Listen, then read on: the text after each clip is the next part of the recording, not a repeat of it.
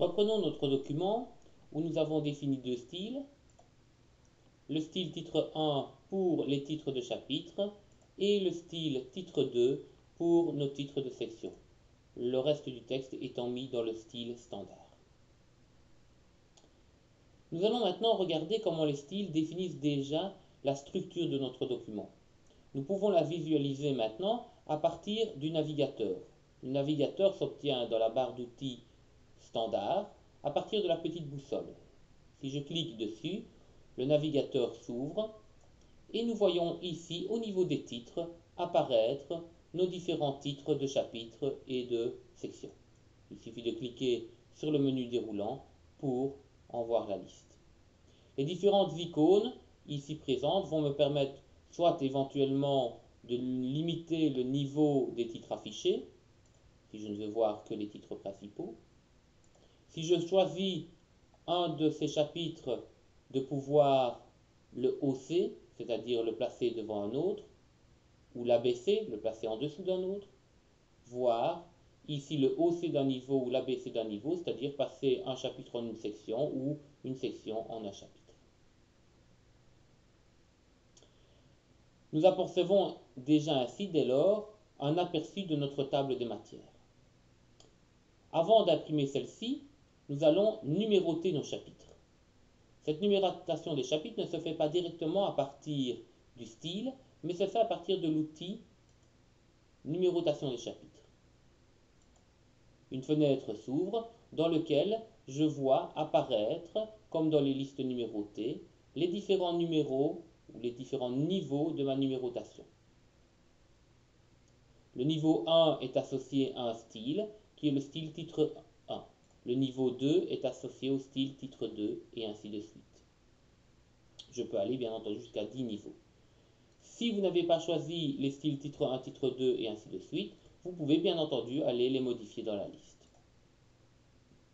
Je vais demander par exemple ici de faire une numérotation de type ABC pour les titres de niveau 1 en mettant le titre chapitre devant. N'oubliez pas de gérer par vous-même les espacements et avec 2 points mis derrière. Au niveau du titre 2, je vais demander simplement une numérotation de type ABC. Et je vais demander d'afficher 2 niveaux de manière à avoir un affichage qui soit de type A1, A2 et ainsi de suite. Je peux valider avec OK et vous constatez que automatiquement tous nos chapitres et nos sections ont été numérotés. Il me reste maintenant à insérer notre table des matières. Pour cela, je vais me placer en bas de mon document et je vais demander d'insérer celle-ci. Je vais pour ça passer par le menu Insertion, Table et Index, Index et Table. Je me retrouve dans la page qui me permet d'insérer les différents index. Il me faut encore choisir le type de cet index. Celui que l'on veut insérer sera une table des matières. Soit je veux que le titre soit généré automatiquement au-dessus de la table, auquel cas il s'affichera dans le style titre, soit je peux demander d'écrire par moi-même dans le document le titre de cette table des matières et éventuellement la changer en sommaire. Ce que je vais faire.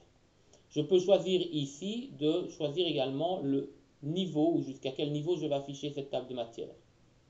Le niveau 1 ne m'affichera que les titres de chapitre. Le niveau 2, les titres de chapitre et les titres de section.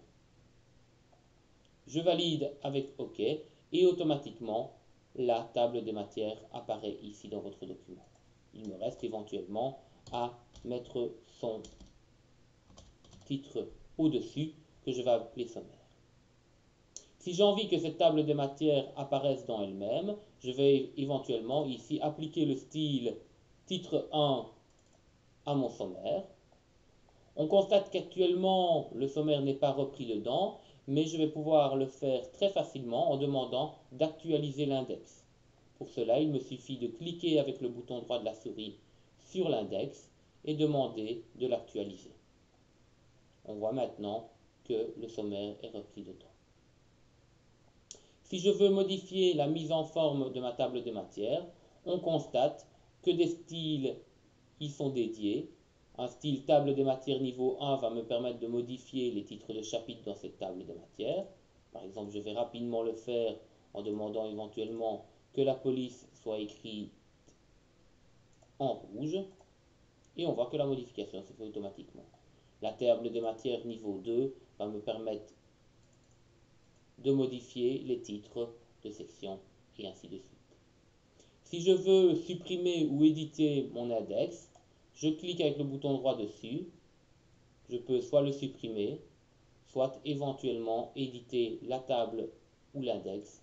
Et je reviens en fait à la page de création de mon index dans lequel je peux éventuellement demander maintenant de ne plus afficher que les titres de chapitre.